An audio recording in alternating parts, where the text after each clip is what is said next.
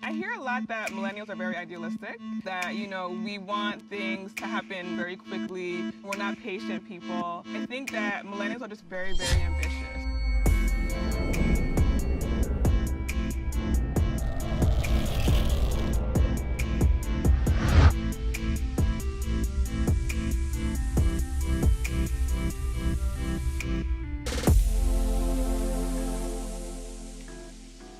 We're raised in this culture of startups and technology and seeing small companies turn into unicorns. We want that.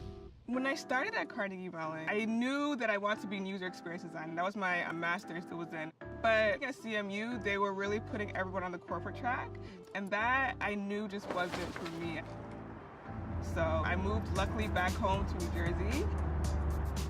I think my parents reacted like most typical Nigerian parents.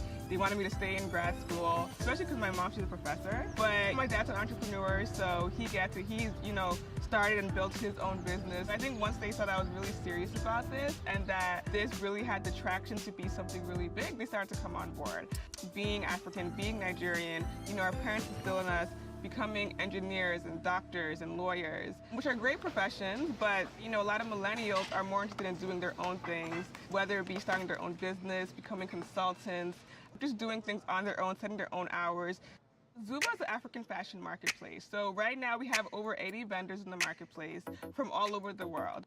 They make beautiful African-inspired garments out of textiles that are sourced from Africa or are inspired by their culture. So I started Googling words in African languages. I eventually came up with Zuvva from the Shona language of Zimbabwe, and it means sunshine. It just truly represented what I wanted to build.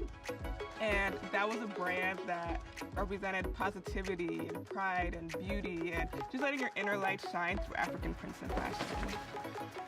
Atlanta's actually our biggest market, whether it be our events or online. Most of our customers come from Atlanta, and I just see so much of potential in the growing Atlanta tech scene, so I knew it would be the perfect home for us.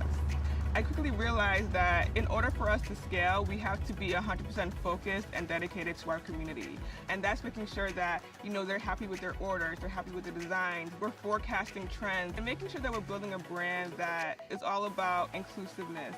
I didn't really know where to start. I knew what I was really good at, and that was social media marketing, web design, so I started there. And while I was kind of building our social media platforms, I was also building the website to what I thought, an African fashion community marketplace should look like.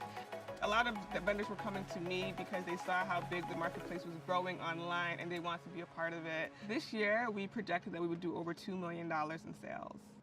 In the next 5 years, I think that we'll just be doing a lot more work to really engage with our community. I feel like it's grown, especially with our pop-up shops, being able to really engage people from around the country. I get asked the question a lot about what advice I have for other millennials. The best advice I have is to really believe in your vision. When I first started at Zuvva, there were actually a lot of other African fashion marketplaces that existed. I became insecure because I was like, oh, maybe I shouldn't be doing this. There are so many others, but I had this unique vision for what an African fashion marketplace should be and what I wanted it to look like. So I was just relentless in pursuing that. And that, I think, is what has taken me so far, is just being so hungry and driven to see that vision come to fruition.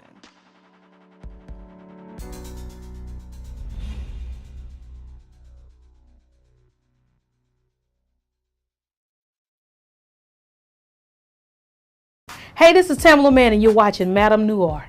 I'm really excited about the album as a whole. It was so different for me when we did the single One Way.